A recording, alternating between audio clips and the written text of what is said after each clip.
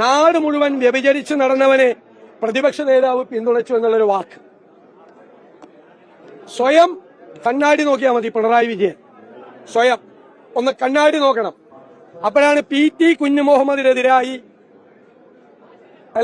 ഒരു ചലച്ചിത്ര പ്രവർത്തക കൊടുത്ത പരാതി പോലീസിന് കൊടുക്കാതെ പൂഴ്ത്തിവെച്ച മുഖ്യമന്ത്രിയുടെ മുഖം മുഖ്യമന്ത്രി കാണും, കണ്ണാടിയിൽ കാണും.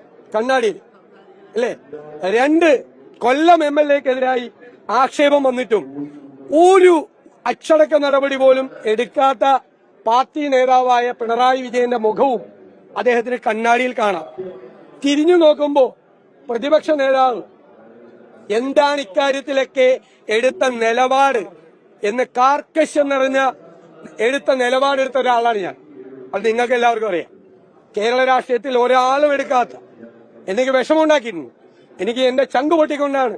എങ്കിലും ആ തീരുമാനം കാർക്കശ്യം നിറഞ്ഞ തീരുമാനമാണ് എടുത്തത്. ഈ മുഖ്യമന്ത്രി എന്താ 2013 ഉമ്മൻചാണ്ടി മന്ത്രിസഭയുള്ളപ്പോ ഗണേഷ് കുമാറുമായിട്ട് ബന്ധപ്പെട്ട ഒരു പ്രശ്നം ഉണ്ടായി. എല്ലാവരും പറയും കുടുംബ പ്രശ്നം. അന്ന് പാർട്ടി സെക്രട്ടറിയായ പിണറായി വിജയൻ ഉമ്മൻചാണ്ടിയോട് ഗണേശനെ പുറത്താക്കണമെന്ന് പറഞ്ഞു. ഗണേശന്റെ രാജി എഴുതി വാങ്ങി ഉമ്മൻചാണ്ടി. ഇപ്പൊ അതിനേക്കാൾ രൂക്ഷമായ പ്രശ്നം ഗണേശന്റെ ഉണ്ടായി. അപ്പൊ മുഖ്യമന്ത്രിയാണ് പിണറായി വിജയൻ. രാജിവെക്കേണ്ട ആവശ്യമില്ല, കുടുംബ പ്രശ്നമാണെന്ന് പറയുന്നു. ആ 2013 ഈ 2026 കൂടി ഒന്ന് കൂട്ടിവെച്ചിട്ട് ഒന്ന് കണ്ണാടി നോക്ക്.